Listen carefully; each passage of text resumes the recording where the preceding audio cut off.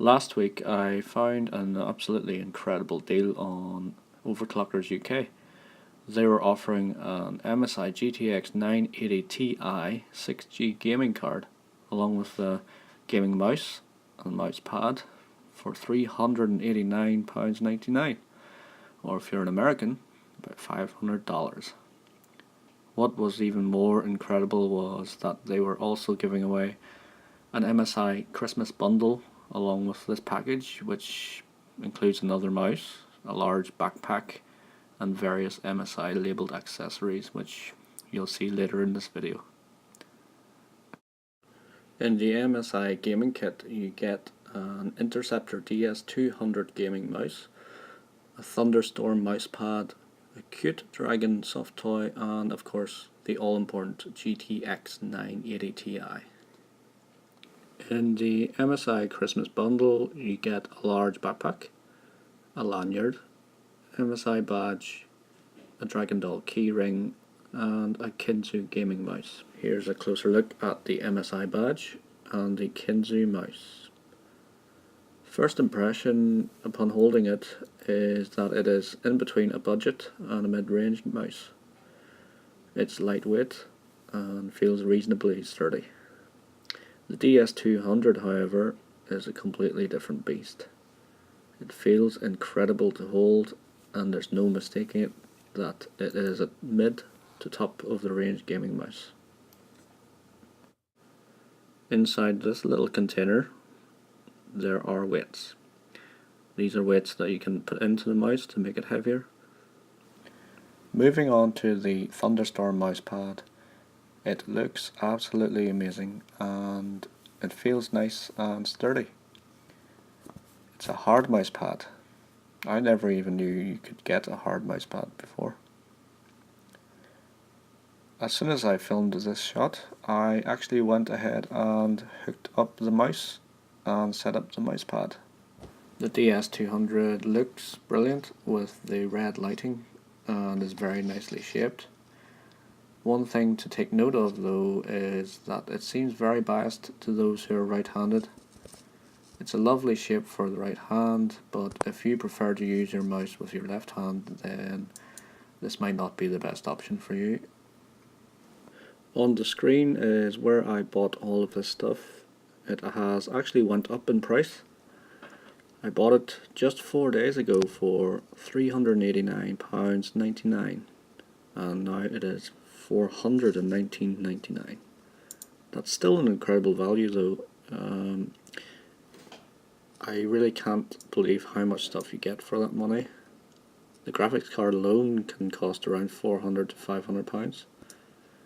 It seems a bit odd that Overclockers UK can afford to sell this package at that price. It really is a steal, to be honest, and I'm so chuffed with this purchase.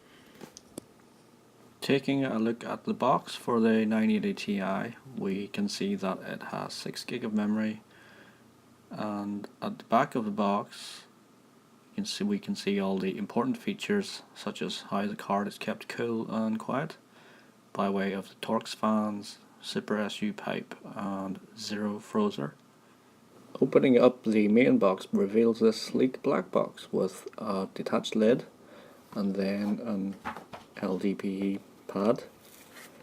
And next we find a lovely thank you card from MSI. And here we have it, the card itself in its electrostatic bag.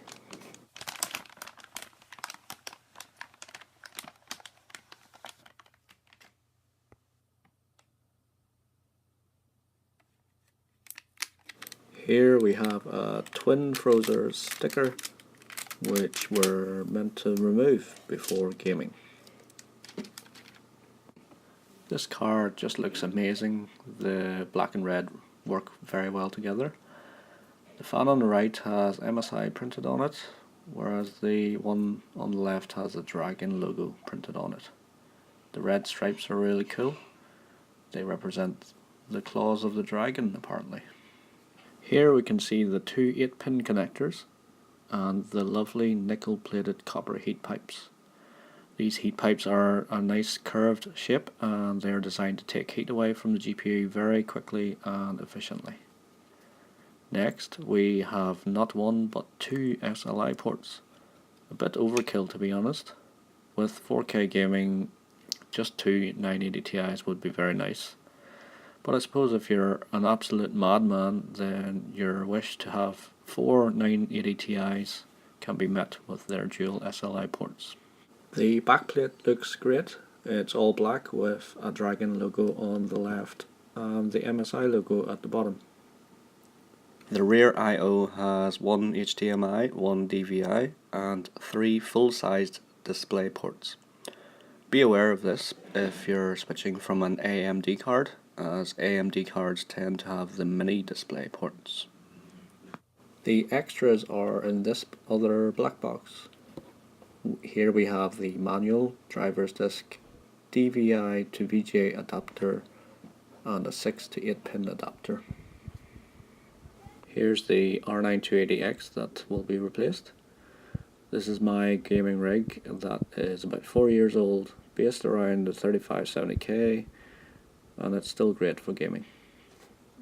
Comparing these cards physically, we can see that they are similar in size. The 980 Ti is slightly shorter at 28 centimeters, but it is a bit taller at 14 centimeters. These are measurements that you'll need to consider before buying it. My PC case is an NZXT Switch 810. It is by no means your average sized case. It is enormous, so double check the amount of space you have in your case before buying this beast. It also takes up two PCI slots, which is to be expected with a card of this caliber. Here we can see it powered on with the MSI Dragon logo lit up with a white LED. Note that it doesn't quite color match with my system. The 980 Ti only really matches my PSU and maybe the H100 cooler. My plan is to save up for a complete overhaul and go for a 6700K base system with an MSI motherboard and go for a black and red theme. As soon as I had it set up, I put it through its paces right away with a 1080p burn-in test on Firmark. It managed an incredible average of 81 FPS without any overclocking. That's with the MSAA on at 2x, and it didn't even break a sweat, staying at 75 degrees C maximum and also staying very quiet. This card is seriously good. If you're already in the market for a high-end card, such as a GTX 980 or R9 390X, just go for the 980 Ti. It will be well worth it. As for the Titan X, just forget about it. The 980 Ti is about £450 cheaper, yet there is hardly any difference in terms of FPS, with the Titan X barely managing to beat it by a few FPSs even in 4K resolutions. So overall, I highly recommend this card, but there are a few things to keep in mind. At the end of the day, £400 is a hell of a lot of money to spend on a graphics card, no matter how good value it is, so you need to ask yourself, will you really appreciate this amount of performance after parting with £400? Also, I had an issue with there being no sound from the HDMI. I hooked up my PC to my surround sound system to play games on my HD TV and there was no sound. After some fiddling around, I fixed the issue by uninstalling NVIDIA's HDMI audio driver, letting the Windows bog standard HDMI audio do its job. As for the heat produced by the card, it does a splendid job of keeping itself cool, which is great. However, this means that your case will heat up significantly. I normally run my 3570K at 4.2 GHz, but with the 980 Ti I had to switch the CPU down to now 3.9 GHz to prevent the CPU cooler and case fans from being horrendously loud. Compared to the other 980 Ti's, it does get beaten by the Asus Strix and the Gigabyte G1 Gaming, but those cards are significantly more expensive and the difference in FPSs isn't all that big. Alright guys, I really hope that you got something out of this video. In my next video I will run some gaming benchmarks for the 980 Ti. Please do hit the like button if you liked this video, hit the dislike button if you didn't. Please go easy on me, this is my very first attempt at an unboxing / review video. Don't forget to subscribe and thanks for watching.